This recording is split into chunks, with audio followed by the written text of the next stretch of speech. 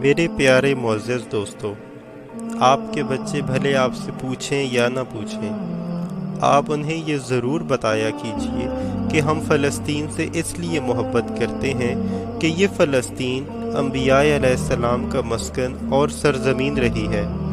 حضرت ابراہیم علیہ السلام نے فلسطین کی طرف ہجرت فرمائی۔ اللہ تبارک و تعالیٰ نے حضرت لوط علیہ السلام کو اس عذاب سے نجات دی جو ان کی قوم پر اسی جگہ نازل ہوا تھا۔ حضرت داؤد علیہ السلام نے اسی سرزمین پر سکونت رکھی اور یہیں اپنا ایک محراب بھی تعمیر فرمایا۔ حضرت سلیمان علیہ السلام اسی ملک میں بیٹھ کر ساری دنیا پر حکومت فرمایا کرتے تھے۔ چیونٹیوں کا وہ مشہور قصہ جس میں ایک چیونٹی نے اپنی باقی ساتھیوں سے کہا تھا، اے چیونٹیوں اپنے بلوں میں گھس جاؤ، یہیں اس ملک میں واقع اسکلان شہر کی ایک وادی میں پیش آیا تھا، جس کا نام بعد میں وادی نمل یعنی چیونٹیوں کی وادی رکھ دیا گیا تھا۔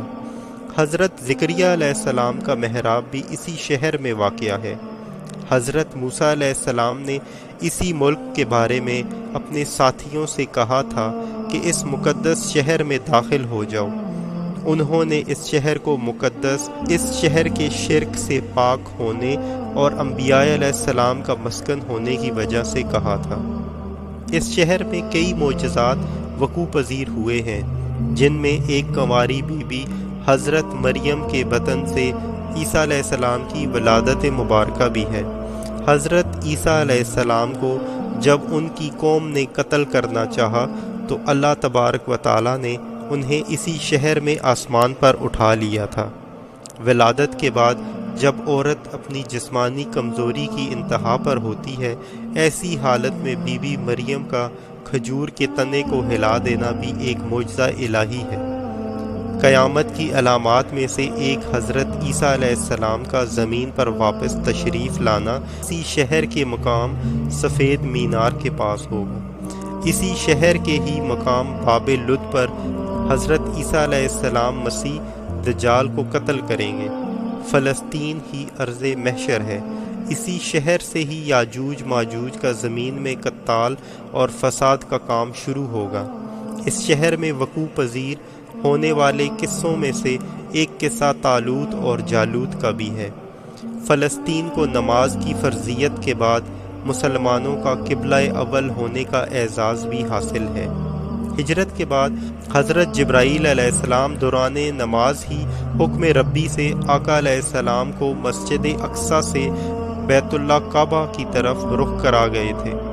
جس مسجد میں یہ واقعہ پیش آیا وہ مسجد آج بھی مسجد قبلتین کہلاتی ہے۔ حضور اکرم صلی اللہ علیہ وآلہ وسلم معراج کی رات آسمان پر لے جانے سے پہلے مکہ مکرمہ سے یہاں بیت المقدس فلسطین لائے گئے۔ سرکار دو عالم حضرت محمد صلی اللہ علیہ وآلہ وسلم کی ابتدا میں انبیاء علیہ السلام نے یہاں نماز ادا فرمائی۔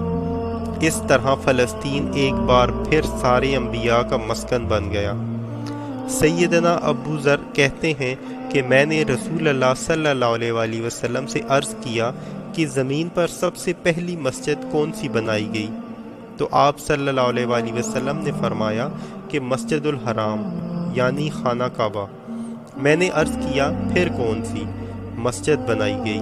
تو آپ صلی اللہ علیہ وآلہ وسلم نے فرمایا کہ مسجد الاضحیٰ یعنی بیت المقدس۔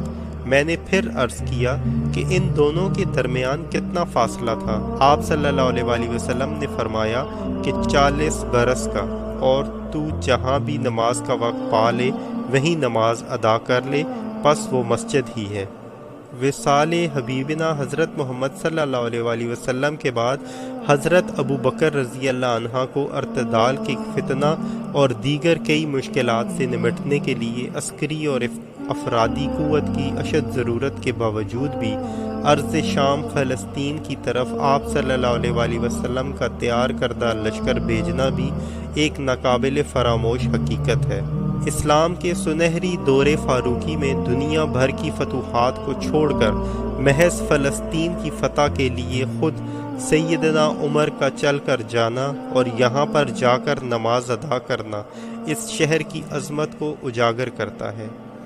دوسری بار مبینہ معراج کی رات بروز جمعہ 27 رجب 583 ہجری کو صلاح الدین ایوبی کے ہاتھوں اس شہر کا دوبارہ فتح ہونا بھی ایک نشانی ہے۔ بیت المقدس کا نام قدس قرآن سے پہلے تک ہوا کرتا تھا۔ قرآن نازل ہوا تو اس کا نام مسجد الاقصی رکھ گیا۔ قدس اس شہر کی اس تقدیس کی وجہ سے ہے جو اسے دوسرے شہروں سے ممتاز کرتی ہے۔ اس شہر کے حصول اور اسے رومیوں کے جبر و استبدال سے بچانے کے لیے 5000 سے زیادہ صحابہ کرام نے جام شہادت نوش کیا، اور شہادت کا باب آج تک بند نہیں ہوا، سلسلہ ابھی تک چل رہا ہے۔ یہ شہر اس طرح شہیدوں کا شہر ہے۔ مسجد اقصی اور بلاد شام کی اہمیت بالکل حرمین شریفین جیسی ہی ہے۔ فلسطین کی عظمت کا اندازہ اس بات سے بھی لگایا جا سکتا ہے، یہاں پر پڑھی جانے والی ہر نماز کا اجر 500 گنا بڑھا دیا جاتا ہے۔